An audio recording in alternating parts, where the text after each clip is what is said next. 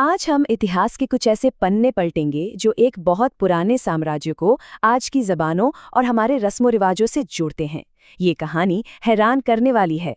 तो चलिए कहानी की शुरुआत करते हैं एक बहुत बड़ी तबाही से। एक ऐसे साम्राज्य से जिसे मिटाने की, खत्म करने की हर मुमकिन कोशिश की गई। जी हाँ, ये कोई एक बार नहीं हुआ। सोचिए, एक ही सभ्यता पर बार बार हमले हुए, उसे बार बार जलाया गया। तो सबसे बड़ा सवाल यही उठता है कि इतनी भयानक तबाही झेलने के बाद भी इस साम्राज्य की संस्कृति, इसकी भाषा, इसका कल्चर आखिर बचा कैसे?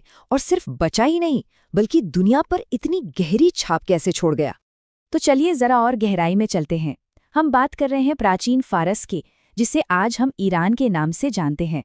ये एक बहुत ही ताकतवर सभ्यता थी और इसके एक राजा थे, ज़र्क्सीज़, जो इतिहास में एथेंस शहर को जलाने के लिए मशहूर हैं।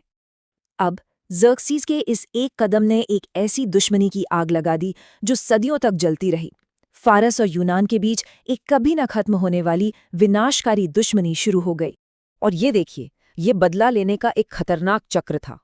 पहले फारसी राजा ज़र्क्सीज़ ने एथेंस जलाया, फिर सदियों बाद यूनानी राजा सिकंदर ने इसका बदला लेने के लिए पूरे फारस को जला दिया, और फिर उसके भी बाद एक और यूनानी राजा हिरक्यूलियस ने फिर से फारस में आग लगा दी। इन लड़ाइयों ने फारस को बुरी तरह से कमजोर कर दिया था। लेकिन जैसा कि मैंने कहा, ये कहानी सिर्फ जंग और तबाही की नहीं है। अब कहानी का रुख मोड़ते हैं और देखते हैं कि फारस का सांस्कृतिक असर कितना गहरा था, खासकर अपने पूर्वी पड़ोसियों पर। इस पूरी पहेली को समझने के लिए हमें एक शब्द से शुरू करना होगा, सिंधु। सिंधु एक बहुत बड़ी नदी का प्राचीन संस्कृत नाम था और उस पूरे इलाके को भी इसी नाम से जाना जाता था। और यहीं पर भाषा का एक बहुत ही दिलचस्प नियम सामने आता है। प्राचीन फारसी भाषा में एक खास बात थी।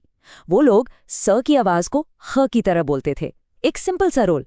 जहां संस्कृत में स था, फारसी में वो ह बन गया। तो हुआ ये कि इसी एक छोटे से भाषाई बदलाव की वजह से फारस के लोग सिंधु नदी को हिंदू नदी और उसके पार रहने वाले लोगों को हिंदू कहने लगे। तो ये जो हिंदू शब्द है, ये असल में फारसियों का दिया हुआ एक नाम था, जो धीरे धीरे एक पूरे उपमहाद्वीप और वहाँ के लोगों की पहचान बन गया।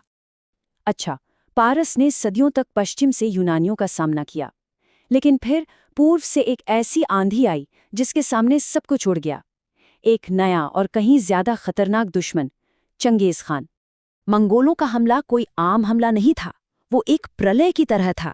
अंदाजा लगाइए, चंगेज खान की फौजों ने इस पूरे इलाके में लगभग 80 लाख लोगों को मौत के घाट उतार दिया। मतलब पूरा का पूरा क्षेत्र लगभग खाली हो गया था।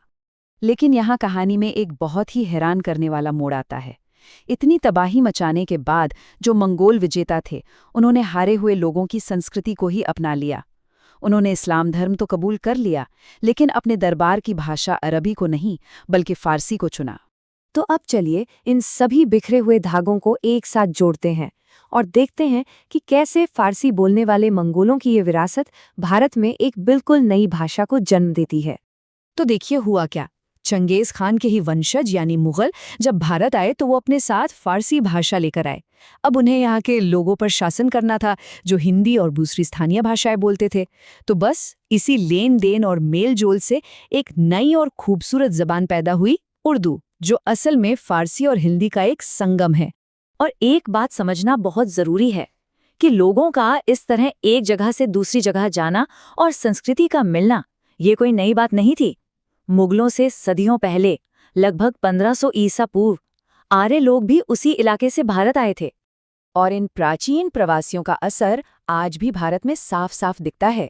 जैसे उत्तर भारत में, जहां आर्य संस्कृति का प्रभाव ज्यादा है, वहां चचेरे भाई बहनों में शादी को अच्छा नहीं माना जाता। वहीं दूसरी तरफ दक्षिण भारत की द्रविड़ संस्कृति में ये परंपरा आम है और आज भी निभाई जाती है। तो अगर हम पूरी कहानी को संक्षेप में देखें तो फारस की इस महान सभ्यता को 3 बड़े हमलावरों ने लगभग खत्म ही कर दिया था, सिकंदर, हरक्यूलिस और चंगेज खान। लेकिन इन सब के बावजूद फारसी संस्कृति की ताकत देखिए। वो न सिर्फ जिंदा बची रही, बल्कि पूर्व की तरफ फैलकर भारत जैसी जगहों पर नई भाषाओं, नई कला और नई तहजीब को जन्म दिया। तो आखिर में बस एक सवाल सोचना है कि आज हम जो शब्द बोलते हैं, जो रस्में निभाते हैं, उनमें न जाने ऐसे कितने ही भूले बिसरे साम्राज्यों की गूंज छिपी हुई है जिनके बारे में शायद हम जानते भी नहीं।